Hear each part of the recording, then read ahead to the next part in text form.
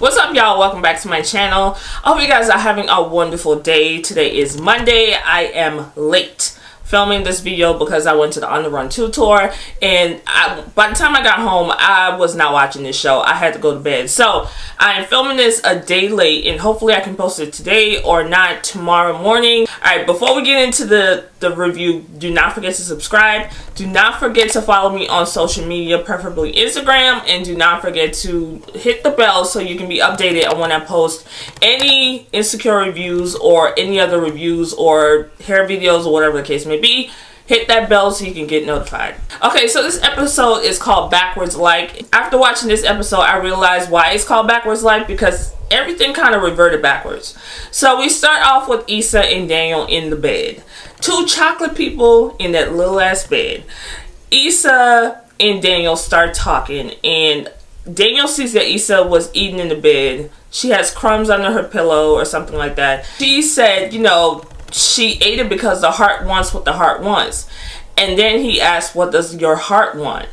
And to me, it was like, kind of like, okay, when you're talking about the fucking crumbs, what do you want? But Issa, mind went somewhere else. And the next thing you know, her and Daniel are kissing, and he goes down to eat on her cootie cat. And then hot Cheetos appeared out of God knows where. And then she snapped out of it. Issa, during this conversation, Issa went on into a full daydream. And I tend to do that too. So I was like, okay, I'm not the only one that does that. But Issa, I'm surprised that she wasn't moaning or groaning or whatever, sitting there talking to this boy. Alright, so Issa and Molly are at a pet grooming place. And honestly, I forgot that Molly had a dog. I don't even remember seeing this dog, but she took Flavor Flav, which is an appropriate fucking name. She took Flavor Flav to the groomers. She's basically talking to Issa, and Issa is telling her that, you know, her and Daniel are sleeping in the bed together. They're not having sex. They're just two homies sleeping in the bed, even though she thinks about having sex with him like 24/7. So Molly was like, you should not be doing that. You need to leave. You need to get your own spot. But Issa is kind of content with being there with him because things are really looking up for them as far as a relationship. Issa is looking relationship wise. I don't know where Daniel's looking, but they're not talking about that. So it's kind of awkward that you are viewing this as a relationship when it's really kind of not. You are just this nigga's roommate who sleeps in the bed. Molly starts her new job at the law firm, the black law firm, and she's introduced to all the colleagues and everything like that. And right off the bat, Molly starts making stereotypical comments. And I get it. Once we're around each other, we tend to say stuff to each other, you know, but when it comes to a work setting, sometimes it's not that appropriate. And because Molly feels like she's around a bunch of her kind, black folk, that she can say whatever, but it comes off unprofessional. So I think she's gonna realize that sooner than later. But she's introduced to everyone. She is shown her office, and she looks really satisfied. But I don't think that's gonna last long. So Daniel is at Khalil's place, playing his music for him, and Daniel's music is more, to me, eclectic. It has a lot of woodwind instruments. I think that's what it's called. Flutes, whatever other woodwind instrument. I don't even know if that's a woodwind, but it has flutes and shit in it. And Khalil, he's liking it, but he feels like Daniel can tweak it because Spider likes his sound a certain kind of way. So Daniel obviously is really kind of uncomfortable with Khalil, especially somebody that he taught, telling him that he needs to change up his sound to suit the artist. Daniel needs to learn how to take criticism and learn when his opportunities are benefiting him rather than running away from them. So I feel like he's getting offended really easily. I understand it's your work, but at the same time, you are trying to work with this man. So you kind of have to listen to his things, because he knows more about this artist than you do. Alright, Issa is with Frida, and they're at a career fair. They're trying to find black candidates specifically, because you really can't say that out loud because you cannot hire based on race, but we know everybody does. So there's a lot of people came up, and Frida actually talked to them more. Issa really didn't say much, but Issa decided to go get something to eat, and she saw a group of kids and they were playing instruments and dancing and stuff like that, and she was really intrigued by it. So she went over and talked to the person who was over the kids, and they were there as well, hiring new employees to the company. And he basically was telling her about the company. They focus on creativity and music and stuff like that. And he asked Issa, was she looking for a job? And she basically was like, no, I already have one. I'm here, you know, as a presenter at the career fair, but, you know, nice meeting you. And I think that that position kind of sparked the interest in her. So Issa might be moving on from We Got Y'all into this other company. Alright, so we see Issa at the apartment complex. This is the apartment complex where she's applying for that property manager position. The I guess the owner, whomever he is walking her around the complex, telling her what she needs to be doing. It's a part-time position. He shows her the apartment that she would be living in if she decides to take the position. It's a decent apartment. I think it's just right for Issa because she needs to get her ass out of Daniel's house. But he told her that the rent is $1,500, but as the property manager, she only pays $750, which is a good deal. Well, in LA, which is a very good deal. So Issa goes into the bathroom and she sees that there's a mirror, and I think the mirror kind of symbolizes a lot of Issa's internal struggles. Issa is very socially awkward, and I think that she has to talk to herself to kind of boost herself up. And the mirror, because the mirror has played such a big part from season 1, Issa is kind of unsure of a lot of things now, and she's listening to other people. She needs to talk to herself, and she can't really do that at Daniel's house. So the mirror actually plays a big part to me in this going out on her own thing. Issa and Daniel are at the laundromat. Daniel is complaining that Khalil wants to change up his sound. That's his sound. He knows what he's doing. And Issa was like, you may want to listen to him because he knows Spider. He knows what he wants. And Issa then proceeds to tell Daniel that she got offered a position as a property manager of an apartment complex, and with that position she gets an apartment, so she'll be moving out sooner than later. And he tried to deter her from moving out. He's so comfortable with her being there that he does not want her to leave. And I think that if Issa stays, in my opinion, if she stays, things are gonna get fucked up with them where she ends up homeless again, because Issa right now is still fucking homeless. But I think if she stays and listens to what he's saying and not take this position, she's gonna end up homeless again. So Molly is at her desk and she is trying to get into DocuSign. For those of us professional people, we know what DocuSign is. Molly can't get into it because the company doesn't have it. So she called her assistant, and her assistant said, well, we don't do that. We do a courier service, and the person that does it, he does it at a specific time. And Molly said, at my old firm, we did it like this, like this. That is Molly's whole discussion with these people.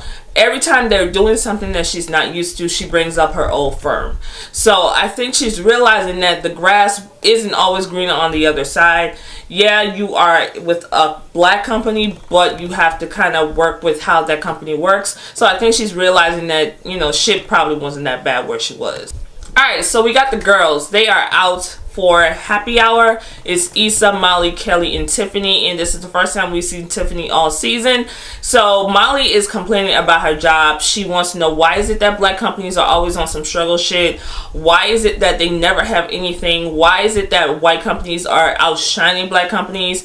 Issa brought up a very good point, and so did Kelly, that Molly is talking down about black companies. Why is she doing that? She wanted to get into a black firm. You got into a black firm, but now you're complaining that they're not doing it the way the white people are doing it. You can't have both. They sit down. Kelly tells Issa that she found her an apartment within her price range.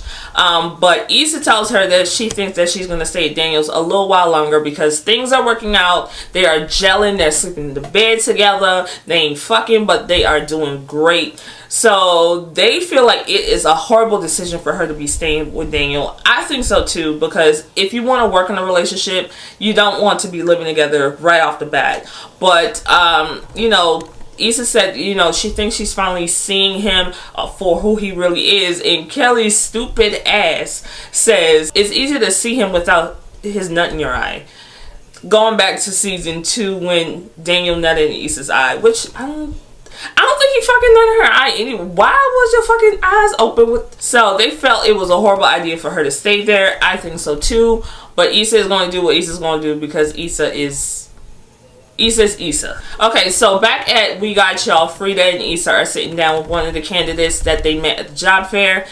She seems really enthused about the position. Her and Frida are chopping it up, talking. Issa's sitting there looking like Issa, not saying much, being socially awkward. Frida wanted her to meet Joanne. So when Frida stepped out the room, the young lady asked Issa, you know, how do you like working here? And Issa said, I mean, it's cool. You know, it's cool. And the young lady was like, how do you like working here? Basically, as the only black person, are you comfortable here? Is everything good? No fuck shit, whatever the case. And Issa said, I mean, there's some challenges that I do face, but other than that, I mean, it's okay. I've been here 5 years. And the young lady made the comment, oh, 5 years, you must really love this job. And Issa had to think, because Issa hates this job. And I fucking understand her wholeheartedly. She hates the hell out of this job. But Issa is staying at this job because Issa does not like change. Issa don't like change. And Issa feels like, and Issa is holding on to this job, not even for bills, because Issa can't even afford to live on her own. So the job is not even paying her enough to live on her own. So she's holding on to the job solely because Issa is afraid of change. That is the whole basis with her. Issa goes back to her desk and she goes to the website for the company that she was talking to the guy, Beat Crew. So she goes on there and I think that she's going to apply. I think Issa would do really well there. She loves music. She loves kids. She loves helping. So I think that would be a better environment than We Got Y'all. So we'll see if Issa applies to that position. Alright, so we got Molly. Molly is in a conference meeting with her colleagues and they do collaborative whatevers. So Molly makes a comment asking, you know, where is one of her colleagues, and she said that he must be on CP time. One of the other colleagues has to explain, well, he doesn't come into the meetings because he's doing something else, but we brief him once he's available. And someone mentioned, oh, they must have done that at her old firm, and everybody laughed, and Molly felt uncomfortable. I don't think Molly realized that she is offending these people. And she's coming in from this white firm and basically looking down on them because they're not doing things the way the white people do it. And I think at that moment she realized, well, shit, you know, they're laughing at me, not with me.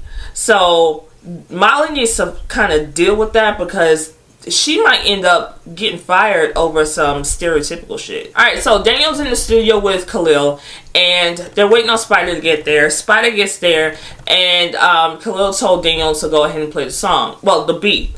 Daniel plays his original beat, the beat that Spider told him to change. Spider obviously looks so pissed off. And not Spider, Lord, I'm saying the wrong name. Khalil told him to change the beat. Daniel didn't change the beat. He played his original beat. Khalil is pissed, but he doesn't want to show in front of Spider. Spider seems like he's liking the beat and he's kind of bopping his head to it. Then Khalil said, well, we kind of tweaked the beat also, so you want to listen to that. Daniel played the other beat. It seemed like Spider was more into the second beat, and Daniel obviously was kind of pissed. But what the fuck you gonna do? I mean, you're trying to get into the industry, but you're upset that they want you to change your shit up.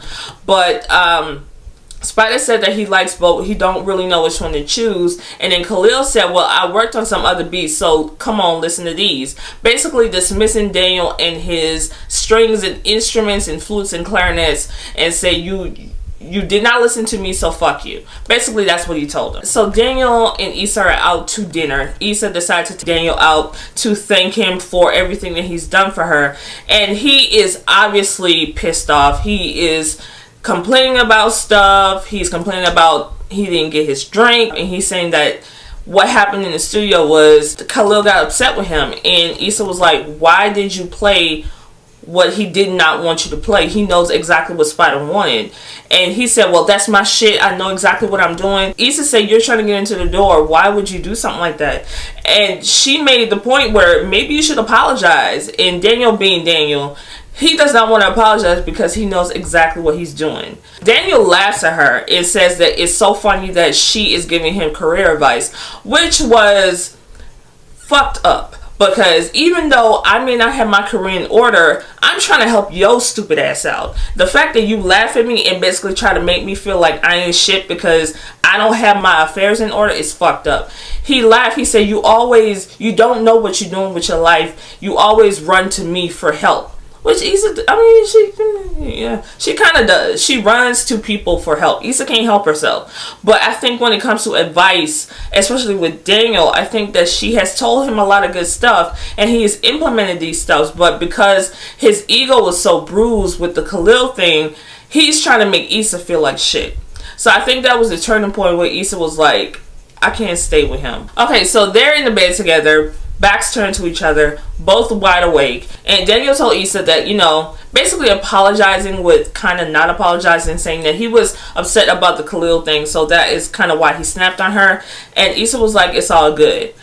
Daniel then rolls over, spooning Issa, and he starts kissing her on her shoulders.